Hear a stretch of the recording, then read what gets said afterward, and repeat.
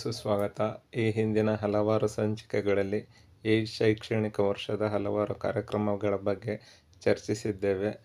LBAಗೆ ಸಂಬಂಧಪಟ್ಟಂತೆ ಹಿಂದಿನ ಸಂಚಿಕೆಯಲ್ಲಿ 1ರಿಂದ 5ನೇ ತರಗತಿಯವರೆಗೆ ಮೌಲ್ಯಾಂಕನ ನಿರ್ವಹಣೆಯ ಬಗ್ಗೆ ಚರ್ಚಿಸಿದೆವು.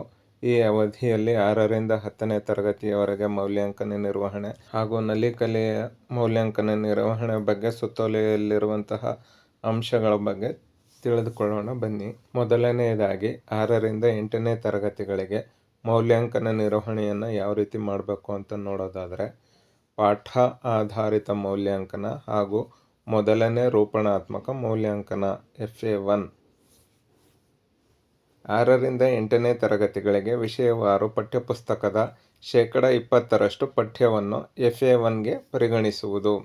ದಿನಾಂಕ 16/6/2025ರಿಂದ ದಿನಾಂಕ 23/7/2025ರವರೆಗಿನ ಪಠ್ಯ. ಕನ್ನಡ ಮಾಧ್ಯಮ ಶಾಲೆಗಳು ಪ್ರತಿ ಪಾಠದ ನಂತರ LBA ಪ್ರಶ್ನಕೋಟಿಯನ್ನು ಆಧರಿಸಿ 20 ಅಂಕಗಳಿಗೆ ಹಾಗೂ ಮರುಸಿಂಚನದಿಂದ 5 ಅಂಕಗಳಿಗೆ ಒಟ್ಟು 25 ಅಂಕಗಳಿಗೆ ಪ್ರಶ್ನೆಪತ್ರಿಕೆ ಸಿದ್ಧಪಡಿಸಿ ಮೌಲ್ಯಾಂಕನ ಮಾಡುವುದು. LBA ಮಾಡುವಂತಹ ವಿಧಾನದ ಬಗ್ಗೆ ಈಗಾಗಲೇ ಚರ್ಚಿಸಿದ್ವು. ಇಲ್ಲೂ ಸಹ ಅದನ್ನೇ ತಿಳಿಸಿದ್ದಾರೆ. ಯಾವುದೇ ಬದಲಾವಣೆ ಇಲ್ಲ. ಉಳಿದ ಮಾಧ್ಯಮ ಶಾಲೆಗಳು LBA ಪ್ರಶ್ನಕೋಟಿಯನ್ನು ಆಧರಿಸಿ 25 ಅಂಕಗಳಿಗೆ ಪ್ರಶ್ನೆ ಪತ್ರಿಕೆ ಸಿದ್ಧಪಡಿಸಿ ಮೌಲ್ಯಾಂಕನ ಮಾಡುವುದು. ದಿನಾಂಕ 24/7/2025ರಿಂದ ದಿನಾಂಕ 25/7/2025ರವರೆಗೆ ಆಯಾ ವಿಷಯದ ಬೋಧನಾ ಅವಧಿಯಲ್ಲಿ FA1 ಮೌಲ್ಯಾಂಕನ ಹಮ್ಮಿಕೊಳ್ಳುವುದು. ಇದು ಹಲವಾರು ಶಿಕ್ಷಕರಿಗೆ ಗೊಂದಲವನ್ನು ಉಂಟು ಮಾಡಿರುವಂತಹ ವಿಚಾರ. ಈಗಾಗಲೇ ದಿನಾಂಕ 24, 25 ಕಳೆದು ಹೋಗಿದ್ದು, ಆ ದಿನಾಂಕಗಳಲ್ಲಿ ಮತ್ತೆ ಪ್ರಶ್ನೆಕೋಟಿ ಆಧಾರಿತವಾಗಿ ಪ್ರಶ್ನೆ ಪತ್ರಿಕೆಯನ್ನು ಸಿದ್ಧಪಡಿಸಿ FA1 ಕೆಲವು ಶಿಕ್ಷಕರು ಮಾಡಿರ್ತಾರೆ. ಆದರೆ ಯಾವ ರೀತಿ FA1 ಮಾಡಬೇಕು ಅಂತ ಇಲ್ಲಿ ಸ್ಪಷ್ಟವಾಗಿ ತಿಳಿಸಿದ್ದಾರೆ. ದಿನಾಂಕ 16/6/2025ರಿಂದ ದಿನಾಂಕ 23/7/2025ರವರೆಗಿನ ಪಠ್ಯದಲ್ಲಿ, ಅಂದರೆ 6ರಿಂದ 8ನೇ ತರಗತಿಯ ವಿಷಯವಾರು ಪಠ್ಯಪುಸ್ತಕದ 20% ಪಠ್ಯವನ್ನು ಈಗಾಗಲೇ ಪೂರೈಸಿರ್ತಾರೆ. ಈ ಅವಧಿಯಲ್ಲಿ ನಿರ್ವಹಿಸಿದ ಪಾಠ ಆಧಾರಿತ ಮೌಲ್ಯಾಂಕನಗಳು, ಗೃಹಪಾಠಗಳು, ಪ್ರಾಜೆಕ್ಟ್ಗಳು, ಚಟುವಟಿಕೆ ಪುಸ್ತಕಗಳಲ್ಲಿನ ಚಟುವಟಿಕೆಗಳು ಮತ್ತು ಇತರೆ ಲಿಖಿತ ಮತ್ತು ಮೌಖಿಕ ಚಟುವಟಿಕೆಗಳನ್ನು ಆಧರಿಸಿ ಗಳಿಸಿದ ಕಲಿಕಾ ಫಲಗಳನ್ನು ಕ್ರೋಢೀಕರಿಸಿ ಒಟ್ಟಾರೆ ಸಾಧನೆಯನ್ನು 10 ಅಂಕಗಳಿಗೆ ಪರಿವರ್ತಿಸುವುದು. ಇದಕ್ಕೆ ಪ್ರತ್ಯೇಕವಾಗಿ ಪರೀಕ್ಷೆಯನ್ನು ಮಾಡುವಂತಹ ಅವಶ್ಯಕತೆ ಇಲ್ಲ. ಈಗಾಗಲೇ ನಿರ್ವಹಿಸಿರುವಂತಹ LBA ಗೃಹಪಾಠಗಳು, ಪ್ರಾಜೆಕ್ಟ್ಗಳು, ಚಟುವಟಿಕೆ ಪುಸ್ತಕಗಳಲ್ಲಿನ ಚಟುವಟಿಕೆಗಳು ಹಾಗೂ ಇತರ ಲಿಖಿತ ಮತ್ತು ಮೌಖಿಕ ಚಟುವಟಿಕೆಗಳನ್ನು ಆಧರಿಸಿ ಅವರು ಗಳಿಸಿರುವಂತಹ ಕಲಿಕಾ ಫಲಗಳನ್ನು ಕ್ರೋಢೀಕರಿಸಿ ಅವರ ಒಟ್ಟಾರೆ ಸಾಧನೆಯನ್ನು 10 ಅಂಕಗಳಿಗೆ ಪರಿವರ್ತಿಸಬೇಕು ಅಂತ ತಿಳಿಸಿದ್ದಾರೆ.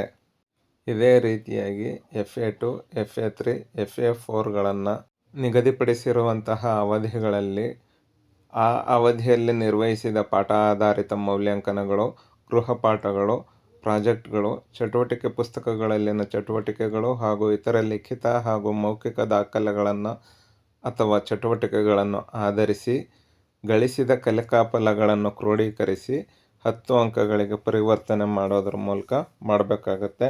ಇದಕ್ಕೆ ಪ್ರತ್ಯೇಕವಾಗಿ ನೀಲನಕ್ಷೆಯನ್ನು ತಯಾರಿಸಿ ಪ್ರಶ್ನೆ ಪತ್ರಿಕೆಗಳನ್ನು ತಯಾರಿಸಿ ಪರೀಕ್ಷೆಗಳನ್ನು ಮಾಡುವಂತಹ ಅವಶ್ಯಕತೆ ಇಲ್ಲ ಅಂತ ಈ ಸುತ್ತೋಲೆ ಮೂಲಕ ನಾವು ಮನವರಿಕೆ ಮಾಡ್ಕೋಬಹುದಾಗಿರುತ್ತೆ. ಇನ್ನು FA2ಗೆ ಪಠ್ಯಕ್ರಮದ 15% ಪೂರೈಸಿ ದಿನಾಂಕ 19 ಹಾಗೂ 20 ಆಗಸ್ಟಂದು FA2 ಮಾಡಬೇಕಾಗುತ್ತೆ.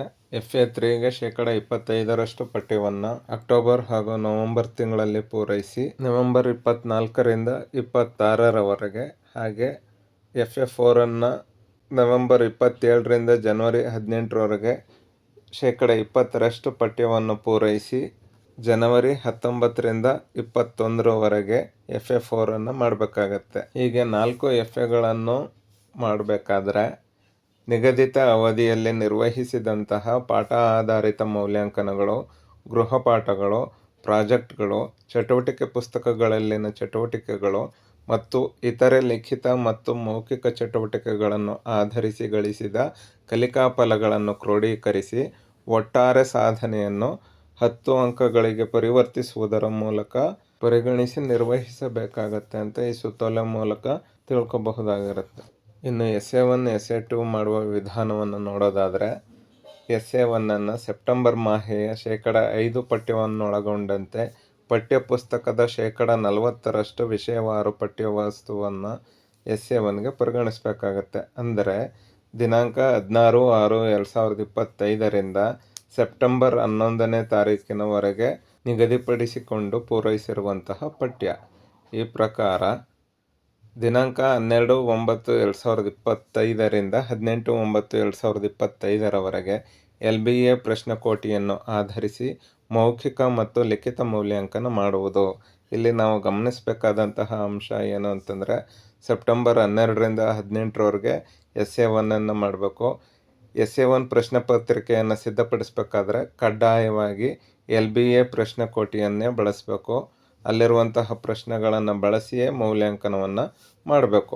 ಇನ್ನು ಮೌಲ್ಯಾಂಕನಕ್ಕೆ ಎಲ್ಲ ಭಾಷೆ ಮತ್ತು ಕೋರ್ ವಿಷಯಗಳಿಗೆ 10 ಅಂಕಗಳಿಗೆ ಮೌಖಿಕ ಮತ್ತು 40 ಅಂಕಗಳಿಗೆ ಲಿಖಿತ, ಒಟ್ಟಾರೆ 50 ಅಂಕಗಳಿಗೆ ನಡೆಸಿ ನಂತರ 30 ಅಂಕಗಳಿಗೆ ಪರಿವರ್ತಿಸುವುದು. ದಿನಾಂಕ 31/10/2025ರಂದು ಪ್ರಾಥಮಿಕ ಶಾಲೆ ಹಾಗೂ ಪ್ರೌಢಶಾಲಾ ವಿಭಾಗದ 1ನೇ ಸಮುದಾಯದತ್ತ ಶಾಲಾ ಕಾರ್ಯಕ್ರಮದಲ್ಲಿ ವಿದ್ಯಾರ್ಥಿಗಳ ಕೃತಿ ಸಂಪುಟ ಅಥವಾ ಉತ್ತರ ಪತ್ರಿಕೆಗಳ ಮುಖೇನ ವಿದ್ಯಾರ್ಥಿಗಳ ಕಲಿಕಾ ಪ್ರಗತಿಯನ್ನು ಪೋಷಕರೊಂದಿಗೆ ಹಂಚಿಕೊಳ್ಳುವುದು. ಇನ್ನು ಎಸ್ಸೆ 2 ಮಾಡುವ ವಿಧಾನವನ್ನು ನೋಡೋದಾದರೆ ಫೆಬ್ರವರಿ ಮಾಹೆಯ 15% ಪಠ್ಯವನ್ನು ಒಳಗೊಂಡಂತೆ 6 ಮತ್ತು 7ನೇ ತರಗತಿಗಳಿಗೆ ಪಠ್ಯಪುಸ್ತಕದ 60% ವಿಷಯವಾರು ಪಠ್ಯವನ್ನು ಎಸ್ಸೆ 2ಗೆ ಪರಿಗಣಿಸುವುದು. ದಿನಾಂಕ 8/10/2025ರಿಂದ 23/3/2026ರವರೆಗಿನ ಪಠ್ಯವನ್ನು ಎಸ್ಸೆ 2ಗೆ ಪರಿಗಣಿಸಬೇಕಾಗತ್ತೆ. 2026 ಮಾರ್ಚ್ 24ರಿಂದ 31ರವರೆಗೆ LBA ಪ್ರಶ್ನಕೋಟಿಯನ್ನು ಆಧರಿಸಿ ಮೌಖಿಕ ಮತ್ತು ಲಿಖಿತ ಮೌಲ್ಯಾಂಕನವನ್ನು ಮಾಡಬೇಕಾಗತ್ತೆ. ಇನ್ನು 8ನೇ ತರಗತಿ 2ನೇ ಸಂಕಲನಾತ್ಮಕ ಮೌಲ್ಯಾಂಕನ ವಿಧಾನ ಸ್ವಲ್ಪ ಬದಲಾವಣೆ ಇದ್ದು ಅದರ ಬಗ್ಗೆ ನೋಡೋದಾದರೆ ಫೆಬ್ರವರಿ ಮಾಹೆಯ 15% ಪಠ್ಯವನ್ನು ಒಳಗೊಂಡಂತೆ 8ನೇ ತರಗತಿಗೆ ಜೂನ್ 2025ರಿಂದ ಮಾರ್ಚ್ 26ರವರೆಗಿನ ವಾರ್ಷಿಕ ಪಠ್ಯವನ್ನು ಪರಿಗಣಿಸುವುದು. ಇದು ಗಮನಿಸಬೇಕಾದಂತಹ ಅಂಶ. 8ನೇ ತರಗತಿಗೆ ಅಂದರೆ 8ರಿಂದ 10ನೇ ತರಗತಿಗೆ ಅಂತಲೇ ನಾವು ಸರಳವಾಗಿ ತಿಳ್ಕೊಬೋದು.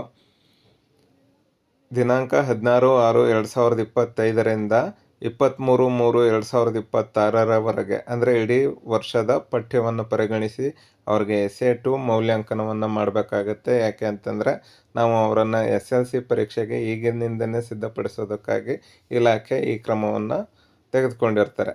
ದಿನಾಂಕ 24ರಿಂದ 31 ಮಾರ್ಚ್ವರೆಗೆ LBA ಪ್ರಶ್ನಕೋಟಿಯನ್ನು ಆಧರಿಸಿ ಮೌಖಿಕ ಮತ್ತು ಲಿಖಿತ ಮೌಲ್ಯಾಂಕನವನ್ನು ಮಾಡಬೇಕಾಗತ್ತೆ. ಇನ್ನು ಈ ಪರೀಕ್ಷೆಯನ್ನು ಮಾಡುವಂತಹ ವಿಧಾನವನ್ನು ನೋಡೋದಾದರೆ ಎಲ್ಲ ಭಾಷೆ ಮತ್ತು ಕೋರ್ ವಿಷಯಗಳಿಗೆ 10 ಅಂಕಗಳಿಗೆ ಮೌಖಿಕ ಮತ್ತು 50 ಅಂಕಗಳಿಗೆ ಲಿಖಿತ. ಇದು 8ನೇ ತರಗತಿಗೆ.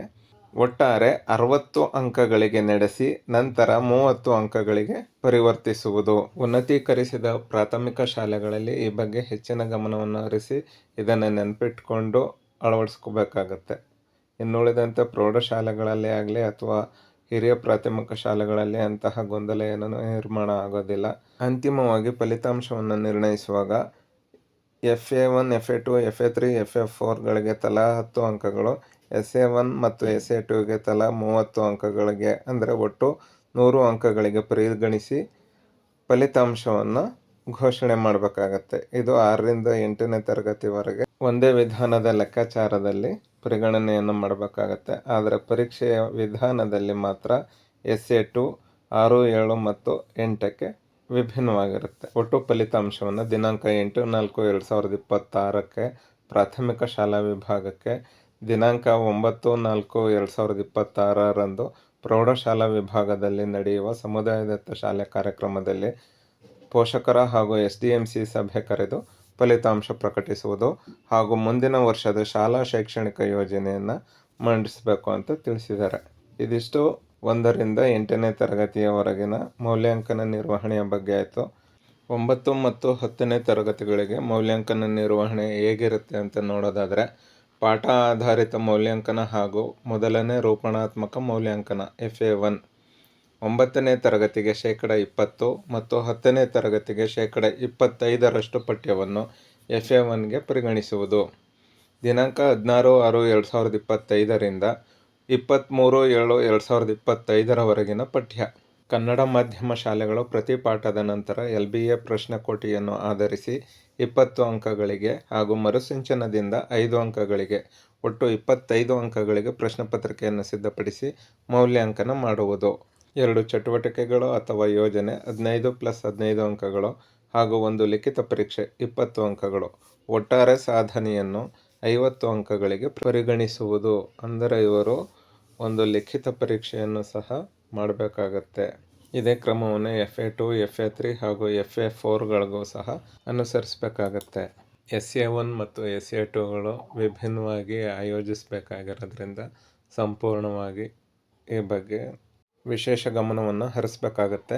ಮೊದಲನೇ ಸಂಕಲನಾತ್ಮಕ ಮೌಲ್ಯಾಂಕನ ಅಂದರೆ SA1 ಮಾಡುವ ವಿಧಾನವನ್ನು ನೋಡೋದಾದರೆ, ಸೆಪ್ಟೆಂಬರ್ ಮಾಹೆಯ 5% ಪಠ್ಯವನ್ನೊಳಗೊಂಡಂತೆ ಆಯಾ ತರಗತಿ ಮತ್ತು ವಿಷಯಕ್ಕೆ ನಿಗದಿಪಡಿಸಿದ 40% ಮತ್ತು 45% ಪಠ್ಯವನ್ನು ಕ್ರಮವಾಗಿ 9 ಮತ್ತು 10ನೇ ತರಗತಿಗಳಿಗೆ ಪರಿಗಣಿಸುವುದು. ಅಂದರೆ 9ನೇ ತರಗತಿಗೆ 40% ಪಠ್ಯ, 10ನೇ ತರಗತಿಗೆ 45% ಪಠ್ಯವನ್ನು ಪರಿಗಣಿಸಬೇಕಾಗತ್ತೆ.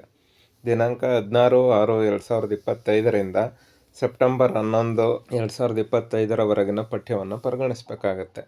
ಪ್ರಥಮ ಭಾಷೆಗೆ 100 ಅಂಕಗಳು, ದ್ವಿತೀಯ ಮತ್ತು ತೃತೀಯ ಭಾಷೆ ಹಾಗೂ ಕೋರ್ ವಿಷಯಗಳಿಗೆ 80 ಅಂಕಗಳಿಗೆ, ಅಂದರೆ 100 + 80 80 80 80 ಒಟ್ಟು 500 ಅಂಕಗಳಿಗೆ ಲಿಖಿತ ಪರೀಕ್ಷೆಯನ್ನು ನಡೆಸಬೇಕಾಗತ್ತೆ.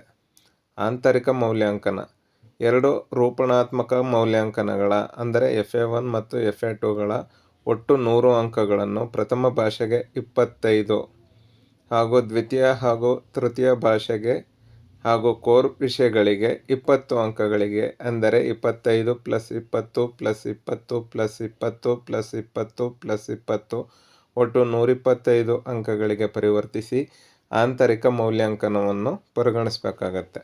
ಅಕ್ಟೋಬರ್ 31, 2025ರಂದು ಪ್ರೌಢಶಾಲಾ ವಿಭಾಗದ ಮೊದಲನೇ ಸಮುದಾಯದತ್ತ ಶಾಲಾ ಕಾರ್ಯಕ್ರಮದಲ್ಲಿ ವಿದ್ಯಾರ್ಥಿಗಳ ಕೃತಿ ಸಂಪುಟ ಅಥವಾ ಉತ್ತರ ಪತ್ರಿಕೆಗಳ ಮುಖೇನ ವಿದ್ಯಾರ್ಥಿಗಳ ಕಲಿಕಾ ಪ್ರಗತಿಯನ್ನು ಪೋಷಕರೊಂದಿಗೆ ಹಂಚಿಕೊಳ್ಳುವುದು. 2ನೇ ಸಂಕಲನಾತ್ಮಕ ಮೌಲ್ಯಾಂಕನ SA2ಗೆ 5% ಪಠ್ಯವನ್ನೊಳಗೊಂಡಂತೆ 9ನೇ ತರಗತಿಯ SA2 ಮೌಲ್ಯಾಂಕನಕ್ಕೆ ಆಯಾ ಭಾಷೆ ಹಾಗೂ 3 ಕೋರ್ ವಿಷಯಗಳಿಗೆ ನಿಗದಿಪಡಿಸಿದ ವಾರ್ಷಿಕ 100% ಪಠ್ಯವನ್ನು ಪರಿಗಣಿಸುವುದು. ಅಂದರೆ 16/6/2025ರಿಂದ 23/3/2026ರವರೆಗಿನ ಪಠ್ಯ. 2026ರ ಮಾರ್ಚ್ 24ರಿಂದ 31ರವರೆಗೆ LBA ಪ್ರಶ್ನೆಕೋಟಿಯನ್ನು ಆಧರಿಸಿ ಮೌಲ್ಯಾಂಕನವನ್ನು ಮಾಡಬೇಕು. ಆ ನಂತರ ದಿನಾಂಕ 9/3/2026ರಂದು ನಡೆಯುವ ಪ್ರೌಢಶಾಲೆಯ ಸಮುದಾಯದತ್ತ ಶಾಲಾ ಕಾರ್ಯಕ್ರಮದಲ್ಲಿ 8 ಮತ್ತು 9ನೇ ತರಗತಿಯ ಫಲಿತಾಂಶ ಪ್ರಕಟಿಸಿ ವಿದ್ಯಾರ್ಥಿಗಳ ಕೃತಿ ಸಂಪುಟ ಮತ್ತು ಉತ್ತರ ಪತ್ರಿಕೆಗಳ ಮುಖೇನ ವಿದ್ಯಾರ್ಥಿಗಳ ಕಲಿಕಾ ಪ್ರಗತಿಯನ್ನು ಪೋಷಕರೊಂದಿಗೆ ಹಂಚ್ಕೋಬೇಕಾಗತ್ತೆ. ಹೀಗೆ ಹಂಚ್ಕೋಬೇಕು ಅಂತಂದರೆ ಫಲಿತಾಂಶವನ್ನು ಪ್ರಕಟ ಮಾಡೋದಕ್ಕೆ ಯಾವ ಕ್ರಮವನ್ನು ಅನುಸರಿಸಬೇಕು ಅಂತಲೂ ಸಹ ತಿಳಿಸಿದ್ದಾರೆ. ಆಂತರಿಕ ಮೌಲ್ಯಾಂಕನ 4 ರೂಪಣಾತ್ಮಕ ಮೌಲ್ಯಾಂಕನಗಳ ಅಂದರೆ FA1ಇಂದ FA4ವರೆಗೆ ತಲಾ 50 ಅಂಕಗಳಿಗೆ ಒಟ್ಟು 200 ಅಂಕಗಳಿಗೆ ನಿರ್ವಹಿಸಿ ನಂತರ ಪ್ರಥಮ ಭಾಷೆ 25 ಅಂಕಗಳಿಗೆ ಹಾಗೂ ದ್ವಿತೀಯ ಮತ್ತು ತೃತೀಯ ಭಾಷೆ ಹಾಗೂ 3 ಕೋರ್ ಸಬ್ಜೆಕ್ಟ್ಗಳಿಗೆ ತಲಾ 20 ಅಂಕಗಳು, ಅಲ್ಲಿಗೆ ಒಟ್ಟು 125 ಅಂಕಗಳಾಗುತ್ತೆ. ಇದನ್ನು ಆಂತರಿಕ ಮೌಲ್ಯಾಂಕನಕ್ಕೆ ಪರಿಗಣಿಸಬೇಕಾಗತ್ತೆ. SA2 ಮೌಲ್ಯಾಂಕನಕ್ಕೆ ಪ್ರಥಮ ಭಾಷೆಗೆ 100 ಅಂಕಗಳು, ದ್ವಿತೀಯ, ತೃತೀಯ ಹಾಗೂ ಕೋರ್ ವಿಷಯಗಳಿಗೆ ತಲಾ 80 ಅಂಕಗಳಿಗೆ, ಅಂದರೆ ಒಟ್ಟು 500 ಅಂಕಗಳಿಗೆ ಮೌಲ್ಯಾಂಕನ ಅಥವಾ ಲಿಖಿತ ಪರೀಕ್ಷೆಯನ್ನು ನಡೆಸಬೇಕಾಗತ್ತೆ. ಅಂತಿಮವಾಗಿ ಫಲಿತಾಂಶವನ್ನು ನಿರ್ಧರಿಸಲು ಆಂತರಿಕ ಮೌಲ್ಯಾಂಕನದ ಅಂಕಗಳು ಮತ್ತು SA2 ಮೌಲ್ಯಾಂಕನದ ಲಿಖಿತ ಪರೀಕ್ಷೆಯ ಅಂಕಗಳನ್ನು ಅಂದರೆ 125 ಆಂತರಿಕ ಮೌಲ್ಯಾಂಕನದ ಅಂಕಗಳು, 500 ಲಿಖಿತ ಪರೀಕ್ಷೆಯ ಅಂಕಗಳು ಒಟ್ಟು 625ಕ್ಕೆ ಪರಿಗಣಿಸಬೇಕಾಗತ್ತೆ. ಹೀಗೆ ಪರಿಗಣಿಸಿ ಫಲಿತಾಂಶವನ್ನು ಘೋಷಣೆ ಮಾಡಬೇಕಾಗತ್ತೆ. ಈಗ ಅತ್ಯಂತ ಪ್ರಮುಖವಾದಂತಹ ಘಟ್ಟ ಬದಲಾವಣೆಯ ಶಿಕ್ಷಣ, ಭವಿಷ್ಯದ ನಿರ್ಮಾಣ. ಈ ಶೈಕ್ಷಣಿಕ ವರ್ಷದ ಧ್ಯೇಯವಾಕ್ಯ ಈ ಹಲವಾರು ಬದಲಾವಣೆಗಳನ್ನ ತರ್ತಾ ಇರುವಂತಹ ಮುಖ್ಯ ಉದ್ದೇಶವೇ ಮಕ್ಕಳಲ್ಲಿ ಕಲಿಕೆಯನ್ನು ಉತ್ತಮಪಡಿಸಿ SSLC ಫಲಿತಾಂಶದ ವೃದ್ಧಿಗಾಗಿ. 10ನೇ ತರಗತಿ ಅಂತಿಮ ವಾರ್ಷಿಕ ಪರೀಕ್ಷೆ. ಪ್ರಥಮ ಭಾಷೆಗೆ 100 ಅಂಕಗಳು, ದ್ವಿತೀಯ ಮತ್ತು ತೃತೀಯ ಭಾಷೆ ಹಾಗೂ ಕೋರ್ ವಿಷಯಗಳಿಗೆ 80 ಅಂಕಗಳಿಗೆ ಲಿಖಿತ ಪರೀಕ್ಷೆಯನ್ನು ಕರ್ನಾಟಕ ಶಾಲಾ ಪರೀಕ್ಷೆ ಮತ್ತು ಮೌಲ್ಯ ನಿರ್ಣಯ ಮಂಡಳಿಯಿಂದ ನಡೆಸಲಾಗುವುದು. 4 ರೂಪಣಾತ್ಮಕ ಮೌಲ್ಯಾಂಕನಗಳ ಒಟ್ಟು 200 ಅಂಕಗಳನ್ನು ಪ್ರಥಮ ಭಾಷೆಗೆ 25 ಅಂಕಗಳಿಗೆ ಹಾಗೂ ಕೋರ್ ವಿಷಯಗಳಿಗೆ ತಲಾ 20 ಅಂಕಗಳಿಗೆ ಪರಿಗಣಿಸಿ ಅಥವಾ ಪರಿವರ್ತಿಸಿ ಆಂತರಿಕ ಮೌಲ್ಯಾಂಕನಕ್ಕೆ ಪರಿಗಣಿಸಲಾಗುವುದು. ಪ್ರಥಮ ಭಾಷೆ 100, ಲಿಖಿತ 25, ಆಂತರಿಕ ಒಟ್ಟು 125 ಅಂಕಗಳು. ದ್ವಿತೀಯ ಮತ್ತು ತೃತೀಯ ಭಾಷೆ ಹಾಗೂ ಕೋರ್ ವಿಷಯಗಳಿಗೆ 80, ಲಿಖಿತ 20, ಆಂತರಿಕ ಒಟ್ಟು 100 ಅಂಕಗಳಿಗೆ ಮೌಲ್ಯಾಂಕನ ನಡೆಸಲಾಗುವುದು. ಆಂತರಿಕ ಮೌಲ್ಯಾಂಕನದ ಅಂಕಗಳು ಮತ್ತು KSEABಯಿಂದ ನಡೆಸಲಾಗುವ ವಾರ್ಷಿಕ ಪರೀಕ್ಷೆಯ ಅಂಕಗಳನ್ನು ಅಂದರೆ 125 + 500 ಒಟ್ಟು 625 ಅಂಕಗಳನ್ನು ಪರಿಗಣಿಸಿ ಮಂಡಳಿಯಿಂದ ಫಲಿತಾಂಶವನ್ನು ಪ್ರಕಟಿಸಲಾಗುವುದು. KSEAB ವತಿಯಿಂದ ಪ್ರಕಟಿಸುವ ವೇಳಾಪಟ್ಟಿಯಂತೆ 10ನೇ ತರಗತಿ ಅಂತಿಮ ವಾರ್ಷಿಕ ಪರೀಕ್ಷೆ ನಡೆಸುವುದು. ಇದರ ಜೊತೆಗೆ ಕೆಲವು ಸೂಚನೆಗಳನ್ನು ನೀಡಿದ್ದು ಕಡ್ಡಾಯವಾಗಿ ಇದನ್ನು ಎಲ್ಲರೂ ಅನುಪಾಲನೆಯನ್ನು ಮಾಡಬೇಕಾಗುತ್ತೆ. ಮೊದಲನೇದು, DSERT ವೆಬ್ಸೈಟ್ನಲ್ಲಿ ಅಳವಡಿಸಲಾಗಿರುವ ತರಗತಿವಾರು, ವಿಷಯವಾರು ಸೇತುಬಂಧ ಸಾಹಿತ್ಯವನ್ನು ಬಳಸಿ ಸೇತುಬಂಧ ಕಾರ್ಯಕ್ರಮವನ್ನು ಅನುಷ್ಠಾನ ಮಾಡುವುದು. 2, ಮೌಲ್ಯಾಂಕನ ಕಾರ್ಯವನ್ನು ನಿರ್ವಹಿಸಿ ಸಾಂದರ್ಭಿಕವಾಗಿ ಸೃಜನೆಯಾಗುವ ವಿದ್ಯಾರ್ಥಿಗಳ ಉತ್ತಮ ಪ್ರಗತಿಯ ದಾಖಲೆಗಳನ್ನು ಮಕ್ಕಳ ಕೃತಿ ಸಂಪುಟದಲ್ಲಿ ಸಂಗ್ರಹಿಸಿಡುವುದು ಹಾಗೂ ಪೋಷಕರೊಂದಿಗೆ ಹಂಚಿಕೊಳ್ಳುವುದು. ಅಂದರೆ ಕಡ್ಡಾಯವಾಗಿ ಕೃತಿ ಸಂಪುಟವನ್ನು ನಿರ್ವಹಣೆ ಮಾಡಬೇಕು ಹಾಗೂ ಪೋಷಕರೊಡನೆ ಹಂಚ್ಕೋಬೇಕು ಅಂತ ಇಲ್ಲಿ ತಿಳಿಸ್ತಾ ಇದ್ದಾರೆ. ಈ ಮೂಲಕ ವಿದ್ಯಾರ್ಥಿಗಳ ಕೃತಿ ಸಂಪುಟ ನಿರ್ವಹಣೆ ಹಾಗೂ ಪೋಷಕರ ಸಭೆಗಳನ್ನ ನಡೆಸಬೇಕು ಅಂತ ಈ ಮೂಲಕ ನಾವು ತಿಳ್ಕೊಬಹುದಾಗಿರುತ್ತೆ. ಇನ್ನು 3ನೇ ಅಂಶ, ನಿಗದಿಪಡಿಸಿದ ಸಮಯದಲ್ಲಿ ಮೌಲ್ಯಾಂಕನ ಚಟುವಟಿಕೆಗಳನ್ನು ಕೈಗೊಳ್ಳುವುದು.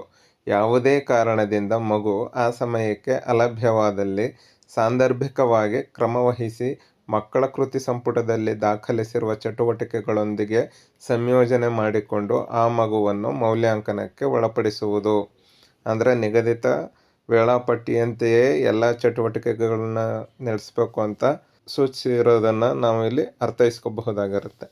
ಪಾಠ ಆಧಾರಿತ ಮೌಲ್ಯಾಂಕನ. ಯೂನಿಟ್ ಟೆಸ್ಟ್ ಪೂರ್ಣಗೊಂಡ 2 ದಿನಗಳಲ್ಲಿ ರೂಪಣಾತ್ಮಕ ಮತ್ತು ಸಂಕಲನಾತ್ಮಕ ಮೌಲ್ಯಾಂಕನಗಳು ಪೂರ್ಣಗೊಂಡ 7 ದಿನಗಳೊಳಗೆ ವಿದ್ಯಾರ್ಥಿಗಳ ಪ್ರಗತಿಯನ್ನು SATS ತಂತ್ರಾಂಶದಲ್ಲಿ ಕಡ್ಡಾಯವಾಗಿ ನಮೂದಿಸುವುದು. ಇದು ಅತ್ಯಂತ ಪ್ರಮುಖವಾದಂತಹ ಅಂಶ. ಈಗಾಗಲೇ ಪ್ರಾರಂಭದಲ್ಲೇ ತಿಳಿಸಿದಂತೆ ಯಾವುದೇ ಮೌಲ್ಯಾಂಕನಗಳನ್ನು ನಡೆಸಿದ ತಕ್ಷಣವೇ ಅದರ ವಿಶ್ಲೇಷಣಾ ವರದಿಯನ್ನು ಸಿದ್ಧಪಡಿಸಿ ಅದರನ್ವಯ ನಾವು ಕ್ರಮವಹಿಸಬೇಕಾಗಿರೋದ್ರಿಂದ ನಿಗದಿತ ಕಾಲಮಿತಿಯಲ್ಲೇ ಎಲ್ಲ ಚಟುವಟಿಕೆಗಳನ್ನು ಮಾಡಿ ಅದಕ್ಕೆ ಪರಿಹಾರ ಬೋಧನೆಯನ್ನು ಸಹ ಮಾಡೋ ನಿಟ್ಟಿನಲ್ಲಿ LBA ಆದ 2 ದಿನಗಳಲ್ಲಿ ಹಾಗೂ FASCಗಳು ಪೂರ್ಣಗೊಂಡ 7 ದಿನಗಳೊಳಗೆ ವಿದ್ಯಾರ್ಥಿಗಳ ಪ್ರಗತಿಯನ್ನು SATSನಲ್ಲಿ ಕಡ್ಡಾಯವಾಗಿ ನಮೂದಿಸಬೇಕು ಅಂತ ತಿಳಿಸಿದ್ದಾರೆ. ರೂಪಣಾತ್ಮಕ ಮತ್ತು ಸಂಕಲನಾತ್ಮಕ ಮೌಲ್ಯಾಂಕನಗಳ ದಿನಾಂಕಗಳನ್ನು ಇಲಾಖೆಯು ಸೂಚಿಸಿರೋದ್ರಿಂದ ಆ ದಿನಾಂಕಗಳ 1 ವಾರದೊಳಗೆ ಪ್ರಗತಿಯನ್ನು ನಮೂದಿಸಲೇಬೇಕಾಗತ್ತೆ. ಕ್ಲಸ್ಟರ್ ಹಂತದ CRP ಹಾಗೂ ಬ್ಲಾಕ್ ಹಂತದ ಅಧಿಕಾರಿಗಳು SATS ತಂತ್ರಾಂಶದಲ್ಲಿ ಪ್ರತಿ ಶಾಲೆಯ ಮೌಲ್ಯಾಂಕನ ದಾಖಲಿಸಿರುವುದನ್ನು ಖಾತ್ರಿಪಡಿಸಿಕೊಳ್ಳುವುದು ಹಾಗೂ ಅಗತ್ಯ ಮಾರ್ಗದರ್ಶನ ನೀಡುವುದು. SATS ತಂತ್ರಾಂಶದಲ್ಲಿ ಲಭ್ಯವಿರುವ ವಿಶ್ಲೇಷಣಾ ವರದಿಯನ್ನು ಆಧರಿಸಿ ವಿದ್ಯಾರ್ಥಿಗಳು ಕಲಿಕೆಯನ್ನು ಸಾಧಿಸಲು ಜಿಲ್ಲೆಯ ಉಪನಿರ್ದೇಶಕರು, ಆಡಳಿತ ಹಾಗೂ ಅಭಿವೃದ್ಧಿರವರು, ವ್ಯಾಪ್ತಿಗೆ ಒಳಪಡುವ ಎಲ್ಲ ಮೇಲ್ವಿಚಾರಣಾ ಅಧಿಕಾರಿಗಳು ಜಿಲ್ಲೆ, ಬ್ಲಾಕ್ ಮತ್ತು ಕ್ಲಸ್ಟರ್ ಹಂತದ ಪ್ರಗತಿ ಪರಿಶೀಲನಾ ಸಭೆಗಳಲ್ಲಿ ಶೈಕ್ಷಣಿಕವಾಗಿ ಅಗತ್ಯ ಮಾರ್ಗದರ್ಶನ ನೀಡುವುದು. ಈಗಾಗಲೇ ಶಾಲಾ ಹಂತದಲ್ಲಿ ಪ್ರತಿ 15 ದಿನಗಳಿಗೊಮ್ಮೆ ಮುಖ್ಯ ಶಿಕ್ಷಕರು ಪ್ರಗತಿ ಪರಿಶೀಲನಾ ಸಭೆಯನ್ನು ನಡೆಸಬೇಕಾಗಿದ್ದು ನಡಾವಳಿಯನ್ನು ಸಹ ದಾಖಲಿಸಬೇಕಾಗತ್ತೆ. ಅದೇ ರೀತಿಯ ಕ್ಲಸ್ಟರ್, ಬ್ಲಾಕ್, ಜಿಲ್ಲಾ ಹಂತಗಳಲ್ಲೂ ಸಹ ಪ್ರಗತಿ ಪರಿಶೀಲನಾ ಸಭೆಗಳನ್ನು ನಡೆಸಿ ಶೈಕ್ಷಣಿಕವಾಗಿ ಅಗತ್ಯವಾದಂತಹ ಮಾರ್ಗದರ್ಶನವನ್ನು ನೀಡಬೇಕು ಅಂತ ತಿಳಿಸಿದ್ದಾರೆ. ಮುಂದಿನದು ಅತ್ಯಂತ ಪ್ರಮುಖವಾದಂತಹ ಅಂಶ, ನೆಲಿಕಲಿ ಶಿಕ್ಷಕರಿಗೆ ಸಂಬಂಧಪಟ್ಟದ್ದು. 1ರಿಂದ 3ನೇ ತರಗತಿಗಳ ನೆಲಿಕಲಿ ಘಟಕಗಳಲ್ಲಿ ಮೌಲ್ಯಾಂಕನಕ್ಕೆ ಸಂಬಂಧಿಸಿದಂತೆ ಸಮಗ್ರ ಶಿಕ್ಷಣ ಕರ್ನಾಟಕದ ನೆಲಿಕಲಿ ಕೋಶದ ವತಿಯಿಂದ ನೀಡಿರುವ ಸುತ್ತೋಲೆಯಂತೆ ಕ್ರಮ ವಹಿಸುವುದು.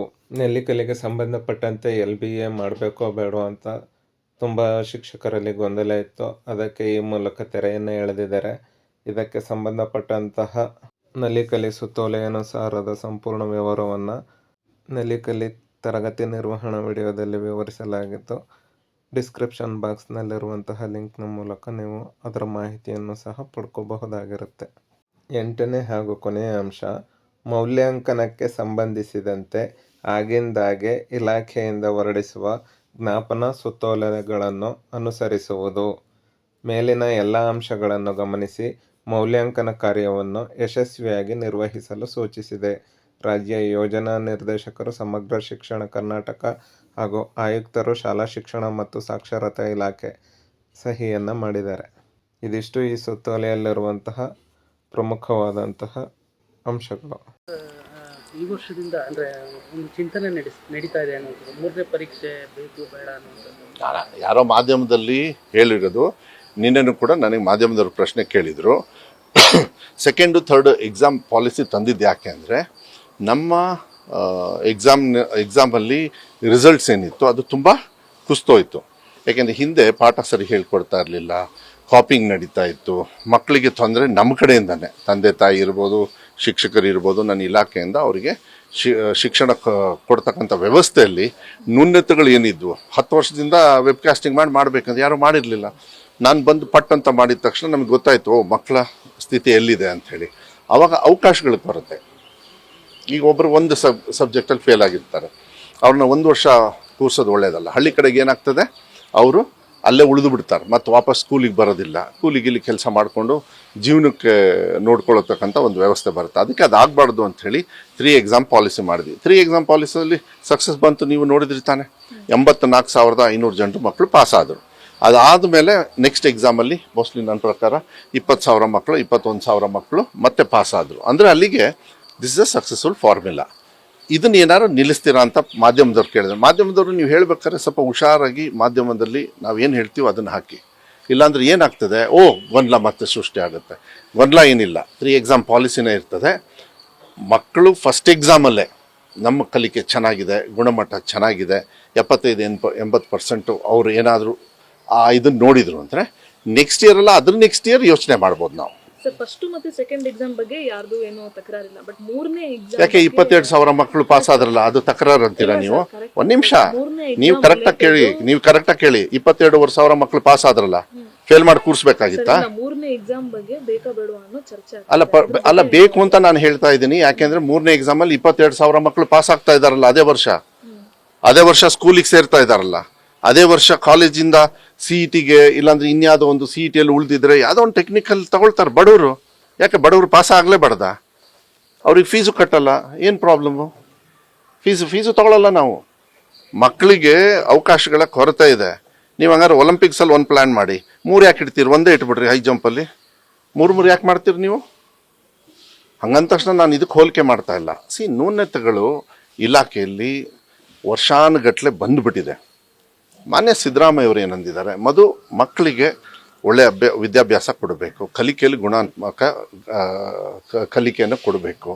ಅವರಿಗೆ ತೊಂದರೆ ತಪ್ಪು ನಾವು ಮಾಡಿ ಅವ್ರಿಗೆ ಯಾಕೆ ಶಿಕ್ಷೆ? ನಮ್ಮ ಇಲಾಖೆ ಇಷ್ಟು ವರ್ಷದಿಂದ ಮಾಡಿ ಅದನ್ನ ಸರಿ ಮಾಡೋದಕ್ಕೆ ನಾನೇನು ಮ್ಯಾಜಿಕ್ಕು ಮಾಡೋಕ್ಕಾಗಲ್ಲ ಒಂದೇ ದಿನದೊಳಗೆ. It will take some time. ಚರ್ಚೆನ ನಿಲ್ಲಿಸಿ. ನೀವು ಮಕ್ಕಳಿಗೆ ಪಾಠ ಓದ್ತಾರೆ, ಪಾಸ್ ಮಾಡ್ಕೋತಾರೆ, ಎಕ್ಸಾಮ್ ಇದ್ರೆ ಬಿಟ್ಬಿಡಿ. ಅವರಿಗೆ ಗೊಂದಲ ಮಾಡಿ ಮಕ್ಕಳಿಗೆ ಮತ್ತೆ ಅಲ್ಲ. They have welcomed it. Thank you sir, ನಮಗೆ 2ನೇ ಅವಕಾಶ 3ನೇ ಅವಕಾಶ ಕೊಟ್ಟಿದ್ದೀರಿ, ತುಂಬ ಥ್ಯಾಂಕ್ಸ್ ಅಂತ ಅವ್ರು ಹೇಳಬೇಕಾದ್ರೆ ಇದನ್ನ ಚರ್ಚೆನ ನಿಲ್ಲಿಸ್ಬೇಕಾಗತ್ತೆ.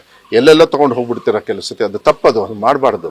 ಮಕ್ಕಳ ವಿಚಾರದೊಳಗೆ ಬೇರೆದ್ರಲ್ಲಿ ಮಾಡೋಣ, ರಾಜಕಾರಣದೊಳಗೆ ಕೇಳಿ 108 ಕ್ವಶನ್.